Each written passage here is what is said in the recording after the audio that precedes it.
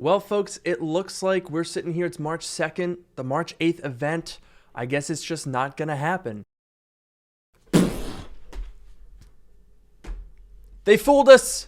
They tricked us all. We were all sitting around thinking, oh, well, it's a week before the event. We don't have invitations. I guess it's not going to happen. But guess what? They got us. March 8th event is confirmed, folks. We are 6 days away from our first event of the year. And I, for one, am pretty excited. So today we're going to talk about everything that we're expecting. Make sure to sit back, get subscribed, leave a like down below, because this is going to be some fun coverage.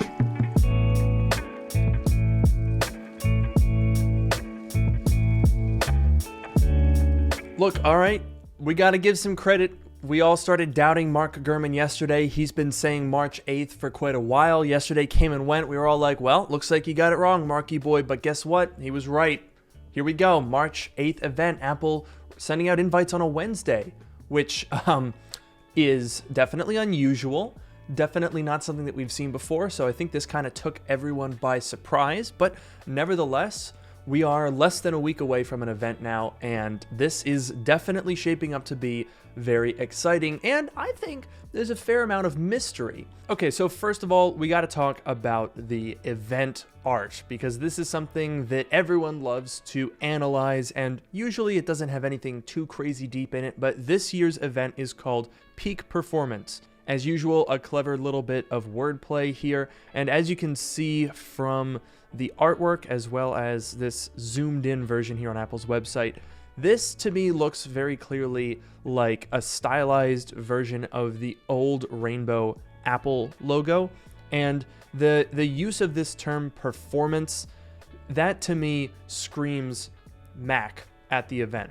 And as we'll talk about, there are plenty of things that we're expecting, but peak performance, that makes me think some high-end Macs would be coming out at this event. So let's start this video by talking about what we should expect at this event, starting from most to least likely. And at the front of the list is the iPhone SE. This is something that we've heard about a number of times, and essentially what we're expecting for this event would be an iPhone SE that retains the same design as the old one, but updates with 5G, an A15 chip, and whatever other newer internals. Now, this is something that I think is a little bit weird.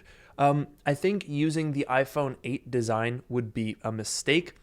We've heard some unconfirmed or rather sketchy rumors saying that Apple would eventually launch an iPhone SE with like the iPhone XR design. I think that would be pretty compelling at $400, but the iPhone 8 design, I think, is past its prime. And say what you will, you know, people like its small form factor, some people still like Touch ID, but the biggest thing for me is the battery. The existing 2020 iPhone SE has a very small battery that isn't really up to the task, and that more than anything needs to get fixed.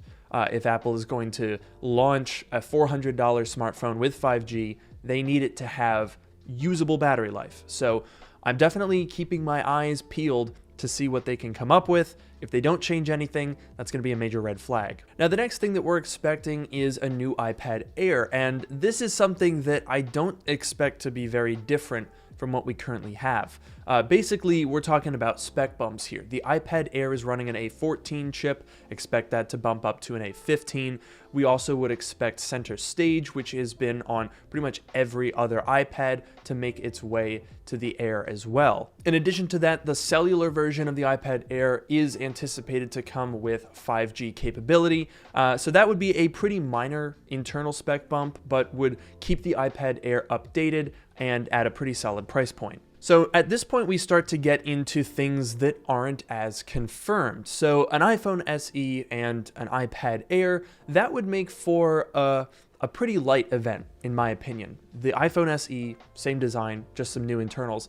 Same thing with the iPad Air. That's not really substantive enough to have a whole media event. So I think it is very likely that there will be at least one Mac shown off in March. According to Mark Gurman, this year Apple is entering its third phase of the Apple Silicon transition, and that is basically finishing off all the remaining Intel products and then wrapping around and doing the second iteration of its earlier M1 products. So this year, the transition should include a new M2 chip, additional machines featuring the M1 Pro and Max, as well as super-powered versions of the M1 Max for something like a Mac Pro. Now, the thing that would make the most sense to me would be to finish all of the Intel stuff, finish everything with an M1 Pro or an M1 Max, and then start talking about M2. To me, it makes more sense to, sort of follow a linear path. It would be a little confusing if M2 comes out and then M1 Pro is launching later. That might create some confusion among people who are less tech savvy. They might see, oh, M2, that must be better than M1 Pro, even though M1 Pro is probably still going to be more powerful than M2. But despite that, there have been reports suggesting that an M2 MacBook Pro could launch as soon as March 8th. I'm definitely holding a grain of salt for this one, especially when paired with another rumor saying that it could be an M2 MacBook Pro in the same 13-inch form factor that the M1 MacBook Pro is. And that is just very strange to me. I don't really know why Apple would continue that design and that form factor when we are pretty well informed that they are working on a replacement to the MacBook Air. They just replaced the higher-end MacBooks with a new design. And so I'm not really sure why they would keep the 13-inch MacBook Pro unchanged for another year or year and a half. But the thing that complicates this is the leaker who is claiming that the M2 MacBook Pro will look the same as the M1 MacBook Pro is the same leaker who correctly predicted the notch. And that is a little bit strange because the notch was not something that anyone else had been talking about. So they were not only alone, but completely spot on in that analysis. Now, as I talked about on my podcast Dark Mode a couple of days ago, I wonder if the M2 chip is being tested in an existing form factor to sort of conceal its development, and that maybe somewhere along the supply chain that is what was shown. I would not be surprised if the M2 chip is slated for the end of this year, around October. That would make a lot of sense to me, especially if it's based on the A16 chip, which is probably a more substantive upgrade than the A15. But I'm curious to know what you guys think. If Apple does release a new MacBook Pro and it has the same design as the M1, would that be enough of an upgrade with the internal performance that we're expecting of maybe 20% additional CPU performance as well as 2 additional GPU cores? Is that enough to get you into upgrade? As for other possibilities for the March 8th event, we have heard some murmurs about a new redesigned Mac Mini as well as a redesigned iMac Pro. These things I think are pretty much guaranteed to come out at some point, even if it's not in 6 days. The Mac Mini still has an Intel counterpart that needs replacing. They got to get rid of that thing, and an M1 Pro Mac Mini makes a whole lot of sense, and I think would be really, really compelling, especially if it's like sub $1,500 to get an M1 Pro, 16 gigs of RAM, half a terabyte of storage.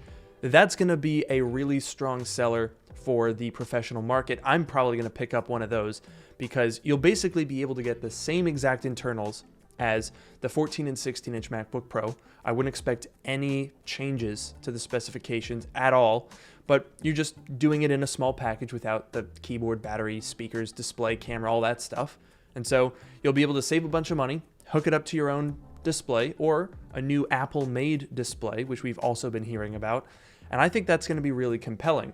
Also really compelling is the possibility of a new 27-inch iMac. So Ross Young, who is a very reliable leaker, has been discussing a 27-inch ProMotion mini LED panel that Apple is working on, and, well, that seems like an iMac to me, and my goodness, would that be intriguing. Yeah, sure, I would definitely love a 30 or a 32-inch iMac. I think that would be fantastic, but I'm not going to complain about 5K mini LED with ProMotion. That is still going to be a phenomenal looking panel. The one reservation I do have about an iMac Pro would be if it does actually use the same chips as the 16-inch MacBook Pro, for example. I think in a desktop class setting, those chips might be seen as not as performant as they should be. Historically, iMacs have been significantly more powerful at the same price as MacBooks because they can use desktop components.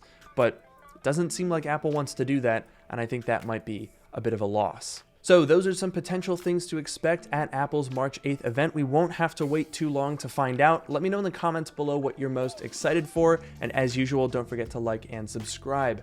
And with that, I will see you guys in the next video.